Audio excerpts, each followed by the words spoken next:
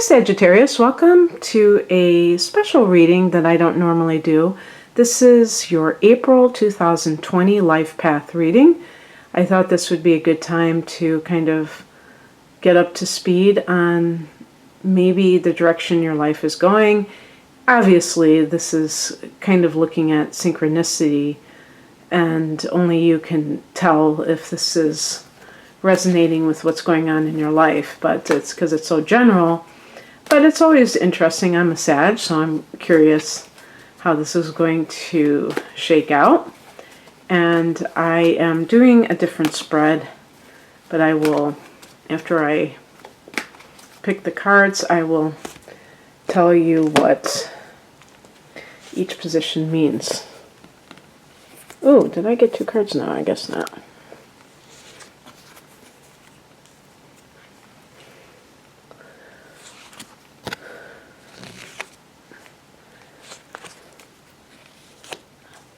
I'm going to, just for the heck of it, pick an additional outcome card just because.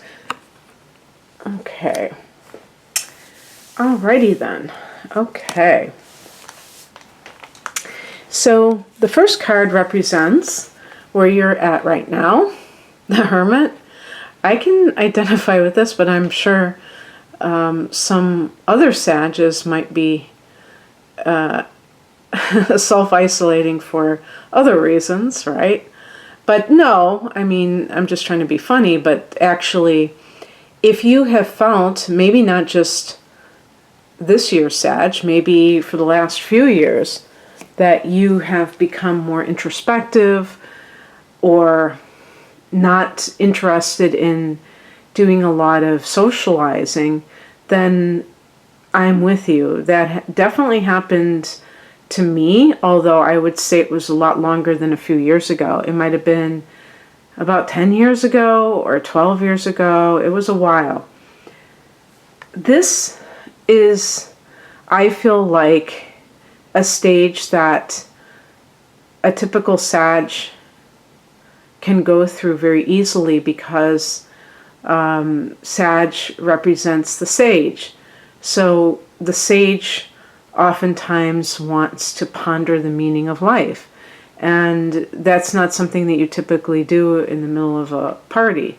And also it's very interesting because Sag and the ruler Jupiter rule the 9th house, and the Hermit is number 9. And offhand, just thinking of numerology, I know that the number 9 is associated with the light worker.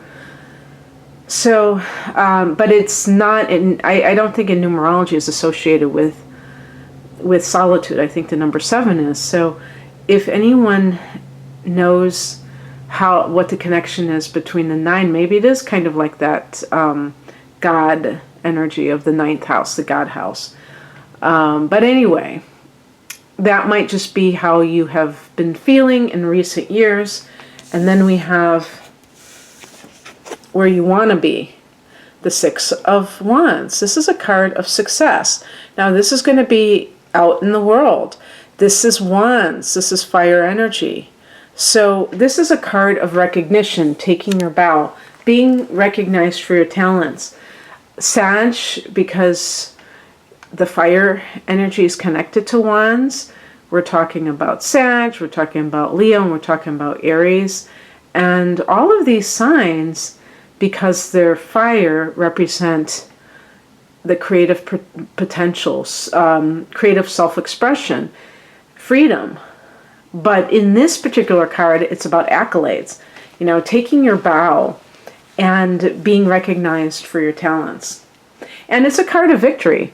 So isn't that a funny combination? The Hermit and the 6 of Wands. And I think that Sag has both sides to them that represent these two kinds of energies. The more of the scholar, I mean, not that the Hermit is, the scholar, but the person who is just, when you're studying, you're alone. You're not usually not doing that with other people. You can, but it's kind of, I think of it as a solitary thing. Study, self-study, and just, kind of like contemplating the meaning of life and enjoying that solitude and not being of the world, being in the world but not of the world. I think of the 12th house in astrology and the Six of Wands, even though this is fire energy, I associate with the 10th house of career. Actually, wands do connect to career as well, career matters. But I think of that achievement. And so I do, Sag is half man and half horse. And the half man is more of the contemplative person. The horse, the wild part of Sag, wants the adventure, wants the excitement that comes along with achievement. It's not just to boost the ego.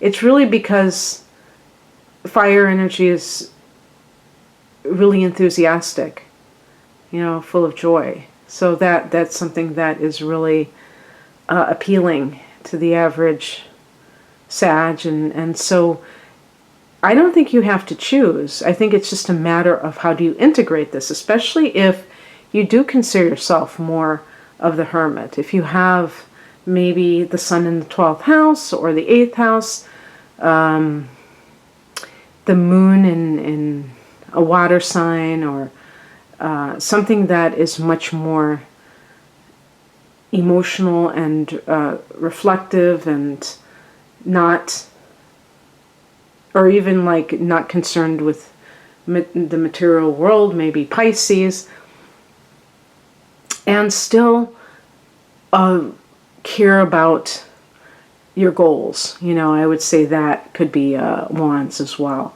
But this is about also taking your bow and really feeling like other people are acknowledging it as well. The advice, the Emperor connects to getting your stuff together. I was going to say S-I, together. And this is the card, the Emperor, it's number 4, so it's all about foundation, organization, but the Emperor is about control. I would say self-control, making good choices in your life. Sag is very in the moment, and I would say that the Emperor is more of a planner. I think the number 4 is very much about foundations and thinking in a practical way, not just thinking about this moment, but when you're following your goals, you do have to think about how you're going to get there and what kind of structures you're going to implement to make it more likely to happen. And so that's what I associate with the Emperor.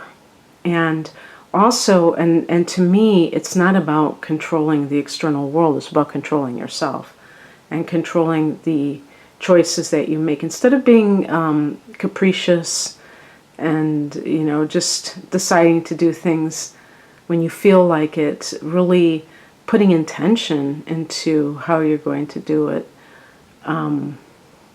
so that you can accomplish those things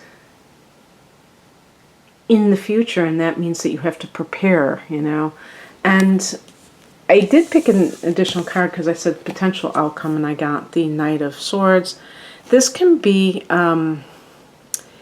I wanted a clarification card, but this is a card of the writer, maybe the speaker, something in an intellectual capacity, the lawyer,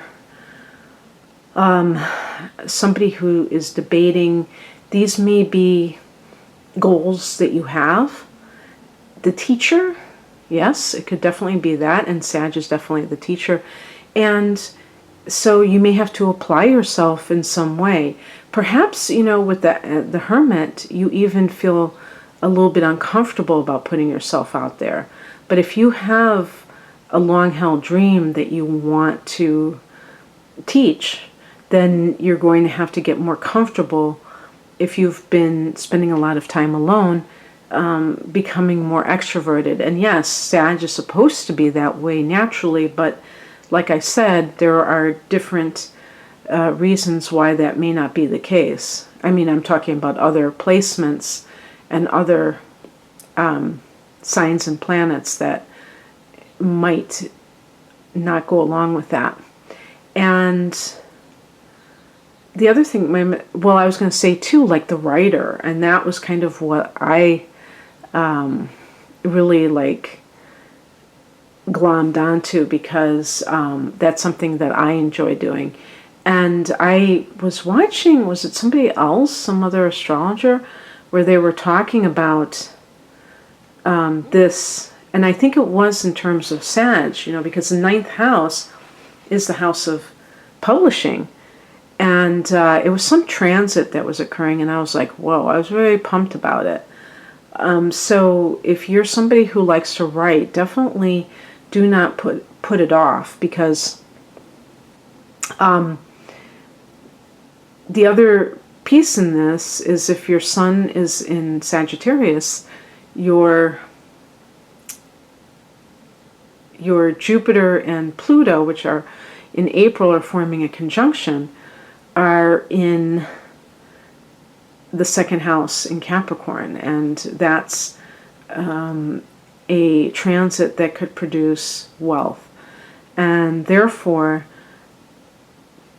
this is coming from your own efforts, but you never know what kind of situation can occur that would make this happen. Like what kind of thing are you doing that's going to earn you that right? I mean, if you have talent, perhaps this is now the time to shine, as the Six of Wands suggests. So I picked an additional card, and I got a really good card for money, the Three of Pentacles. So this can be, sometimes it's working with others. This is the Architect's card. So I really think, just like with the Major Arcana card, the Emperor, that doing things the right way. If you have a goal, don't try to cut corners. Try to implement it in a way that you are building upon it. And so an example would be if you are starting your own business. Really learn what your options are. Sometimes I think Sagittarius, we just kind of run with things and do them. I know that's true for me sometimes in certain respects, but I also respect when I know something is going to take more effort or learning, and that may be something that is important for you. The number 3 is a card of abundance, so this can indicate that there is financial gain to be had with whatever it is that you're doing. And it's not necessarily that this is just limited to the month of April. Maybe this is the time to get everything started, because in May there are going to be retrogrades, and I think that one of those retrogrades is Jupiter, which is our ruler. So we have to really look at how that might affect us. Even though it's not a personal planet, it still is our ruler, and so it's important when, whatever the transit is of Jupiter, because of our connection to Jupiter. But, there's like 3 planets retrograding in May, and so that is certainly going to be very interesting. But the beautiful thing is that even while these planets are retrograde, and one of them is Saturn,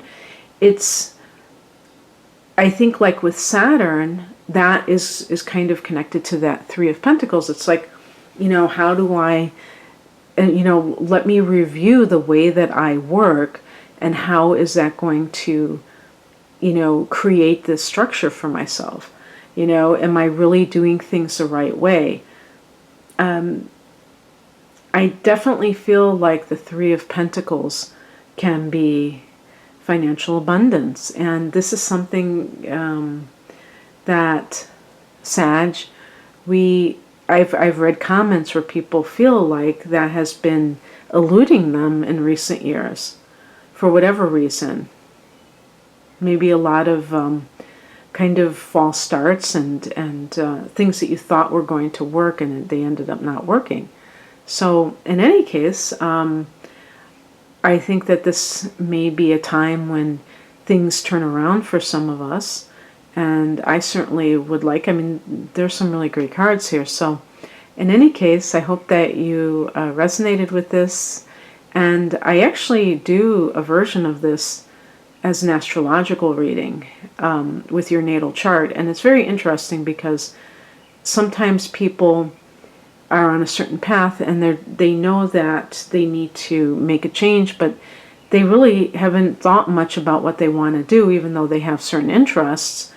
They may not think that they can turn those into career choices. And it's so cool when the chart validates some of their desires, because then they feel like it's not just something, kind of like this pipe dream, that it's really kind of their destiny in a sense.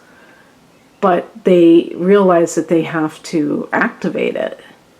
And this can be somebody who's just graduated from college, or somebody who is in middle age and looking for a new direction. Even somebody who's retired, who thought that it was going to be this amazing time for them, and they realize that they feel rather empty or just, bored and want something to do, but they also maybe want to feel fulfilled. It's not just to do busy work, but really feel like they're contributing their gifts.